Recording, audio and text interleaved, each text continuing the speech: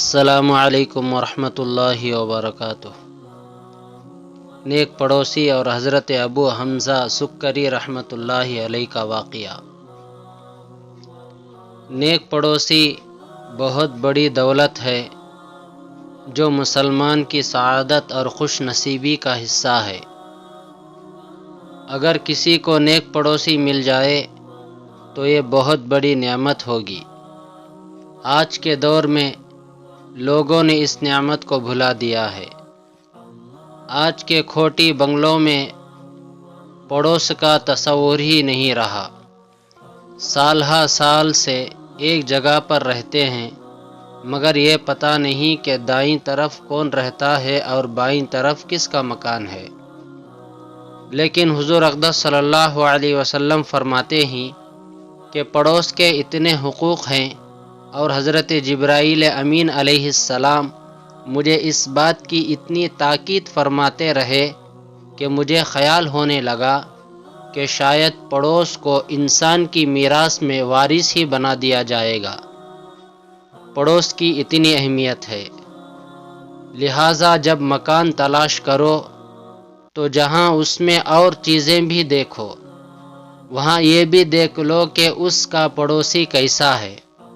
آیا شریف اور نیک لوگوں کا پڑوسی ہے تو سمجھ لو کہ یہ اللہ کی طرف سے نعمت ہے، اس لیے کہ انسان کا صبح و شام پڑوس سے واسطہ پڑتا ہے اور اس کی صحبت انسان کو اٹھانی پڑتی ہے۔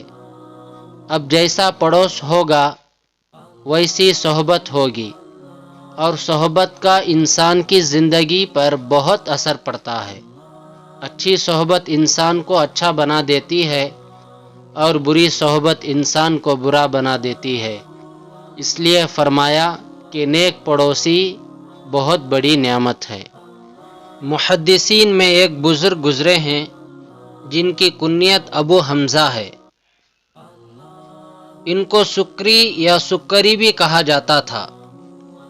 عربی میں سکر نشے کو کہتے ہیں اور سکر چینی یعنی شکر کو کہتے ہیں۔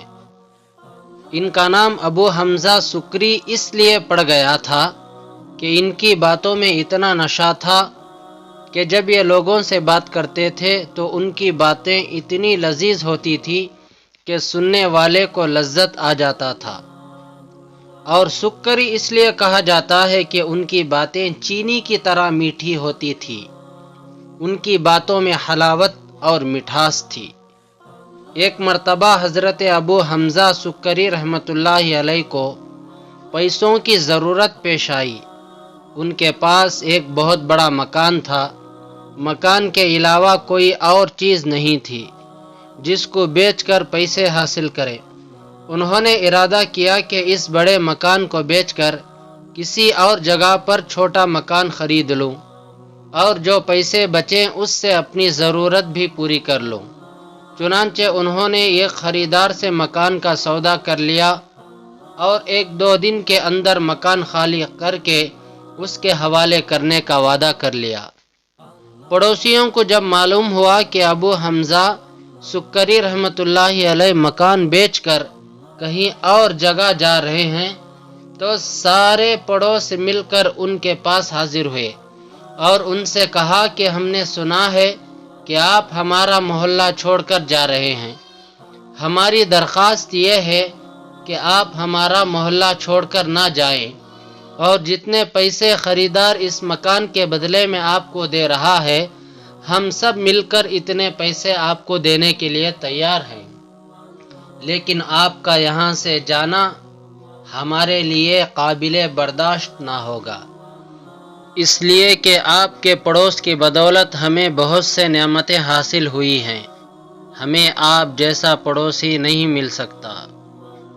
بہرحال اگر نیک اور خوش اخلاق اور اللہ والا پڑوس مل جائے تو یہ اتنی بڑی نعمت ہے کہ رسول اللہ صلی اللہ علیہ وسلم نے اس کو انسان کی خوش نصیبی کی علامت قرار دیا ہے۔ اللہ سے دعا ہے کہ اللہ تعالی ہم سب کو نیک پڑوسی نصیب عطا فرمائے، ابو حمزہ سکری رحمۃ اللہ علیہ جیسا پڑوسی نصیب فرمائے۔ اور ہم سب کو اپنے پڑوسیوں کے ساتھ حسن سلوک کرنے کی توفیق عطا فرمائے، آمین۔